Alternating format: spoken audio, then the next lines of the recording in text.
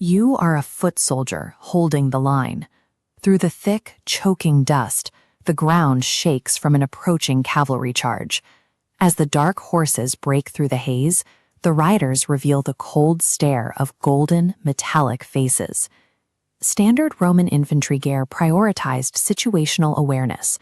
Legionaries wore open-faced helmets to ensure they could track peripheral threats and clearly hear shouted orders over the din of combat. Sealing a rider's entire face behind a solid sheet of metal severely restricts both vision and airflow. Because of these drawbacks, historians assumed this design created a fatal disadvantage during close-quarters fighting. This assumption led to a long-held academic consensus. These ornate pieces remained in the armory for military parades, ceremonies, or public cavalry demonstrations. But modern archaeological analysis proves that consensus wrong. The physical evidence confers that the elite-mounted units rode into active, chaotic combat zones wearing these completely sealed visors. Staring down a cavalry charge is terrifying on its own. Staring down a line of riders who appear to have no human faces at all strips away an enemy's will to fight before swords even clash. By replacing their own expressions with the impassive features of idealized gods or mythical beasts like griffins, these riders projected an aura of invulnerability.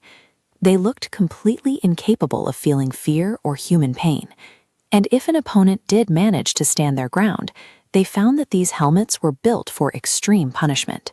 The delicate exterior hid a highly resilient dual-layer construction. Take the Amisa helmet, a distinct Roman cavalry model uncovered by archaeologists. Its delicate outer shell was highly decorative, resting on top of a heavy, solid metal core.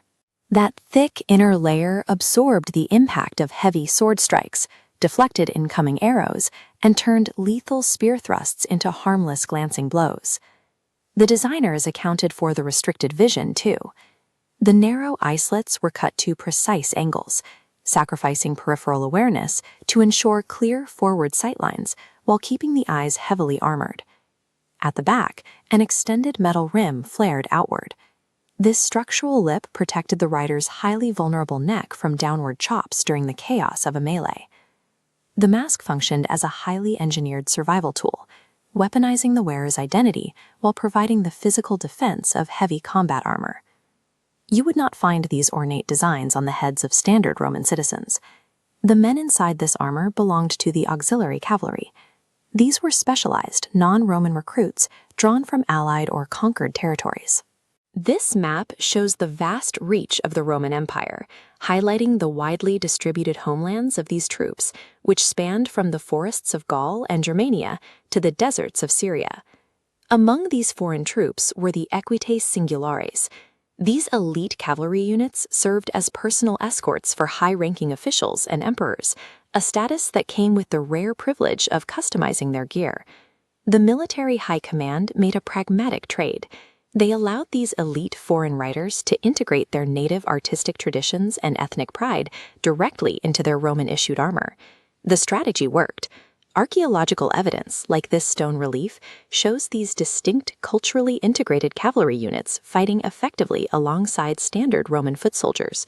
Rome traded strict visual uniformity for something much more valuable on the battlefield: the loyalty and high morale of their deadliest foreign riders. These silver and gold faces were used for much more than military pageantry. They functioned as a calibrated multi-tool, merging physical defense, psychological intimidation, and cultural integration into a single piece of steel. Modern pop culture often pictures the Roman legions as a rigid, uncompromising machine, where every soldier looked and fought exactly alike. The Roman military functioned by creating strict rules, and then pragmatically bending them whenever a tactical advantage was on the line. By allowing these elite riders to retain their cultural heritage and their psychological advantage, Rome secured the lethality of the very people it once fought against.